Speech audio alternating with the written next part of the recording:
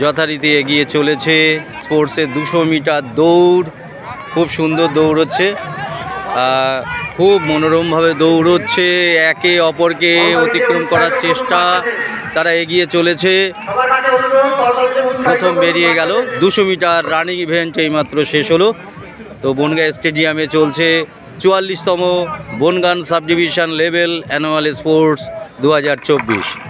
তো উদ্বোধনী অনুষ্ঠানের পরে মাঠের বিভিন্ন প্রান্তে চলছে এই সাব ডিভিশন লেভেল যে স্পোর্টস, সেই স্পোর্টস চলছে 2024-এর বনগাঁ স্টেডিয়ামে। বিভিন্ন প্রান্তে বিভিন্ন খেলা হচ্ছে। মাঠের যেখানে পতাকা উত্তোলন হয়েছে ঠিক সেই জায়গাটায় দেখতে পাচ্ছেন যোগা এবং জিমন্যাস্টিক্স হচ্ছে। তো সকলে এখানে অপেক্ষায় আছেন কার সন্তান এখান থেকে ফার্স্ট এবং সেকেন্ড হবে, তারপরে জেলা স্তরে যাবে, সেই প্রতীক্ষায় আছে। তারা এই প্রতীক্ষার মাধ্যমে আছে, বিভিন্ন জায়গায় তারা অপেক্ষা করে আছেন। তো যথারীতিভাবে চলছে সেই প্রতিযোগিতাটা,